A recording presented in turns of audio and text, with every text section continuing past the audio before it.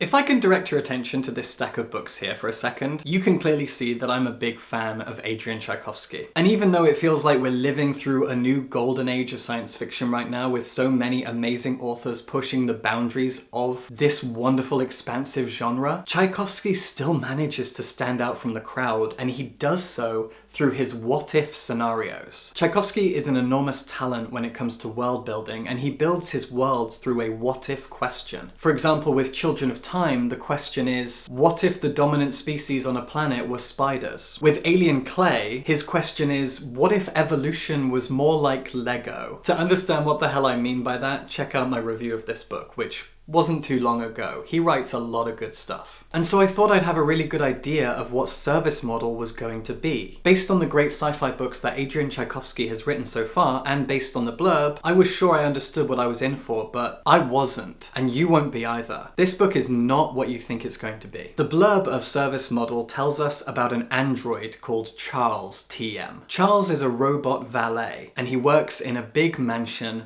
for a human master. All the staff are robots, the house has a kind of AI system built into it, and when the book opens, it really feels like you're reading The Remains of the Day by Kazuo Ishiguro, but with a robot protagonist. For around a dozen, maybe more pages, you'd be forgiven for thinking you were accidentally reading The Remains of the Day. Until Charles kills his master. He does it suddenly, he doesn't understand how it's possible, but it's happened. He killed his master while shaving him, something he does every single day. And the blurb says that from there, Charles goes on an adventure. Specifically, it says this: understandably perplexed, Charles finds himself without a master and therefore worthless in a society utterly reliant on artificial labor and services. Fleeing the household, he enters a wider world he never knew existed. Here, an age-old human hierarchy is disintegrating into ruins, and an entire robot ecosystem devoted to its well-being is struggling to find a purpose. From that, you can vaguely but pretty safely assume the plot. Charles will go out into the wider world, where he might find some kind of wasteland, where human society has collapsed and robot society has risen up in its place. I was excited for that.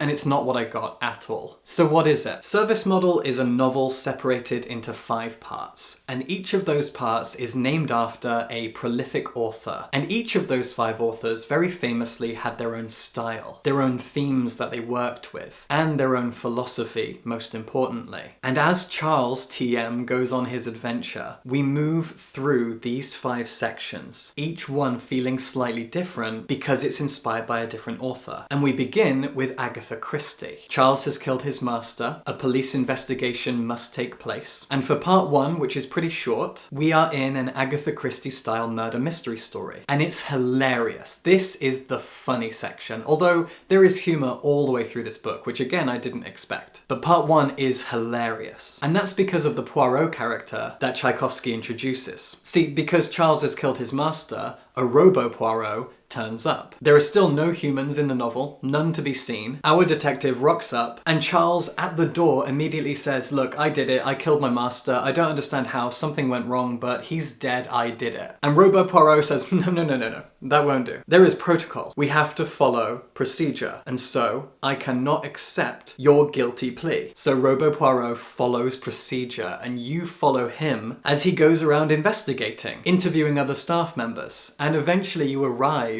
in a room where he is standing at the center of a circle. He has put all the staff members, which are all robots, in a big circle around him so he can do the Poirot final conclusion thing. He can stand there and go, I deduce that this happened, and you were there at this time, but that was a red herring, and blah, blah, blah. And he does the whole explanation thing. It's hilarious. All the while, Charles, very politely, is sat there going, I did it, it was me. But was it you? And he goes on, and it's absolutely brilliant. Very, very funny. But from here, it gets darker, more sinister, more philosophically and politically deep. And Tchaikovsky's books have all been political, but as he's gone on, he's put his politics further and further into the foreground of his stories. Alien Clay being a very aggressively political novel about social injustice, about tyrannical governments, and about socialism. And now we have service model, which after an Agatha Christie inspired fun opening section, we move into a section inspired by Franz Kafka, where Charles is sent to a kind of rehabilitation, reprogramming facility. But it's a facility where robots are just standing in line and they're not moving. The complications of bureaucracy have ground the whole system to a halt, and nothing is working properly.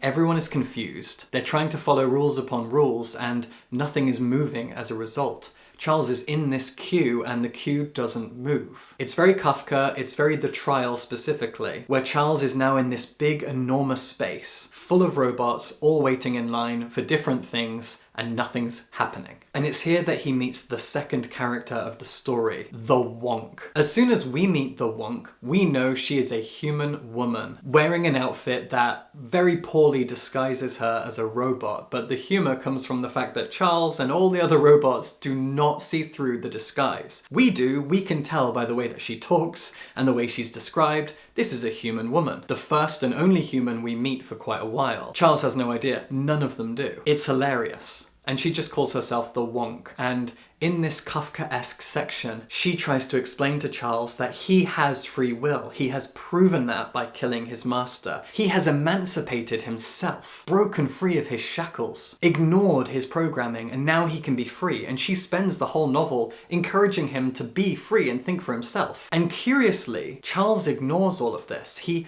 pushes back against it for no real reason other than the compulsion to follow his programming, but it often feels like he does have a choice and he chooses to follow the programming rather than being programmed. And you can see this in the writing. All the way through the novel, right from the beginning, Tchaikovsky writes these moments where Charles would feel a certain thing if he were programmed to feel it. At this moment, Charles would feel hopeful, but he's not programmed to feel hope, so he doesn't. Which basically reads as, Charles does feel hope, but he doesn't. The hope is there, but he can't experience it. It's all very funny and very playful and kind of strange. And it makes you start wondering not just about free will, but about self-awareness. Charles comes across as a sweetly naive robot because of his programming, but it gets irritating on purpose because it seems like he's willfully choosing not to break free of his shackles. The way that it's written is fantastic. I talked about the wonderful writing of Adrian Clay when I reviewed that recently. Adrian Clay is written from the perspective of a pretty arrogant character, and I got lost in his mind, in his internal monologues, in the tangents that he would take himself on. And you're locked in his mind, so you don't have a choice but to just listen to his little rants. And this is different because it's got a third-person omniscient narrator, but it's similar in that we come to know Charles from the inside and get irritated by his thought processes. And curious because he's a robot. And when we move from the Kafka section, we enter a section inspired by George Orwell, a post-apocalyptic Orwellian nightmare, and it's here that we meet more humans. Now at this point, I am approaching the halfway point, but I am way more conscious about spoilers when I do these reviews than you probably think I am. Sometimes I get accused of spoiling things, but I use my own compass. I use my own moral judgment when it comes to what I consider a spoiler, and this isn't really a book you can spoil. The fourth section is inspired by Jorge Luis Borges, and the fifth section is inspired by Dante, and I'm not going to touch those. The Borges section is labyrinthine. It feels dreamlike. And the Dante section is a religious parable and a long journey. It's the longest section. But you can guess that based on the fact that it's Borges and Dante. But I'm not going to touch on the content. However, I do want to talk about the Orwell section, so if you really don't want to know anything about section 3 onwards, hopefully I've sold the book to you because it's incredible. If you're okay with me talking about part 3, I think it's worth it. So here we go. In part 3, Charles and the Wonk enter a human settlement underground. And it's here that you really get the political and philosophical themes that Tchaikovsky is driving at. Because this human settlement, this farm, had a mission statement in mind. That mission statement was to preserve human culture and history and traditions. Charles and the Wonk find pamphlets and videos explaining this philosophy. They depict a happy farmer sitting on a tractor. His wife is in their farmhouse baking a pie. Everything is quaint and perfect. They live off the land and they live a traditional heteronormative family life. But when Charles and the Wonk actually arrive at the farm, the culture and traditions that are being withheld are the things that humans actually spend most of our time doing. The humans are living in an enormous warehouse-style underground network of rooms that are all connected by trains and other approximations of public transport. They wake up in small rooms. They work in office cubicles doing nothing at all. But they're preserving human culture. It's a brilliant satire, and it peaks when Charles observes a bunch of humans on a train platform. A train arrives, the train is full of people, and the people waiting on the platform push each other onto the train and pack it so that their hands and their faces are up against the windows. They cannot move. And when Charles and the wonk ask for an explanation, the explanation is, well, this was a thing humans did. This was a vital aspect of human life. It's hilarious, it's dark, and it's the most satirical moment of the novel. And for me, it was very obviously satirizing when right-wing talking heads talk about traditional values. For example, here in the UK, traditional British values. They don't know what they mean when they say that because it is a nebulous thing. We know that phrases like traditional British values or make America great again are dog whistles for being racist, being homophobic or transphobic, being anti-immigration, being Islamophobic, etc. We know that, and the book brilliantly explores it by saying, well, if you want human tradition, pack yourself into a train and go work in a cubicle to accomplish nothing. It is wonderfully clever. And as the book continues to go on, you see the way that it is satirizing and philosophically and politically poking at how society works these days under capitalism. And there is a moment where Tchaikovsky actually basically puts down his pen, stops writing the novel, the plot, the characters, and has a little rant about hostile architecture, which is something I think about a lot, and I was so happy to see it in the book. In case you don't know what it is, hostile architecture is stuff that we see every day out in public that is designed to screw with the lives of ordinary people, especially society's most vulnerable. The most famous example of hostile architecture is what we call anti-homeless architecture. Go to a park, go to a train platform, walk down a street, and you might see a bench. And it is depressingly likely that that bench, for no real reason, instead of just being a flat surface, will have armrests built into it. They're made to look useful, like people enjoy armrests, but you don't actually need them and we don't want them or like them. They're presented as innocent things, but they're actually there just to stop homeless people from sleeping on them. Sometimes at bus stops or on train platforms, you'll see benches that are just a metal thing at waist height that sits at a 45-degree slant that you can vaguely lean against. Again, this is to stop homeless people from being seen in public. They have nowhere to sleep, nowhere to rest, nowhere to be comfortable for 5 minutes. It is anti-homeless architecture, but it is also aggressively hostile towards elderly people and disabled people. Most of it is anti-homeless, and that in itself is morally disgusting. But it's also hostile towards other vulnerable groups, the most vulnerable groups in society. Homelessness is a design feature of capitalism, not a bug. Homelessness is created, and then governments put in anti-homeless architecture to make their lives even more difficult, just because they are considered unsightly. It is hostile and cruel and disgusting, and I've allowed myself this little mini rant about it because it's in the book, because Tchaikovsky does the same thing. He also goes on an enormous rant about hostile architecture within the plot of this novel, and it's absolutely brilliant, and I loved to see it. Politically, he and I are very much on the same page, and, well, arguably that's one of the reasons I love his fiction. He is a man of justice. Service Model is a complex novel, and a very, very ambitious one, to create a series of parables based on the philosophies and styles of Agatha Christie, Franz Kafka, George Orwell, Jorge Luis Borges,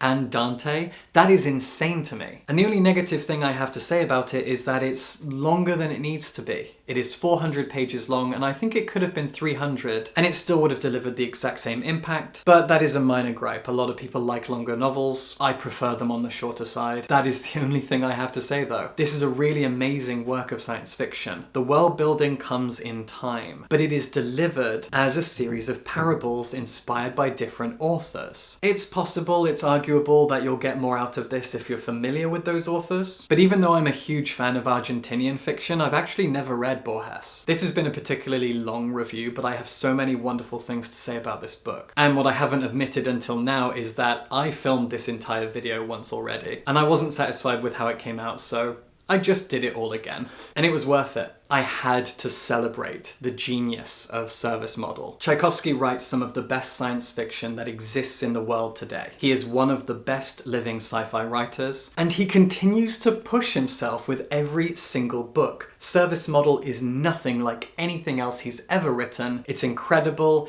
it is politically and philosophically dense, it is daring, it is explorative, and I am floored by it. If you're a sci-fi fan, if you're a fan of any of the authors I've talked about, please check out Service Model. If you enjoyed this video, you can support me on Patreon or hit the thanks button down below and leave me a nice tip. Thank you very much in advance, and subscribe for books.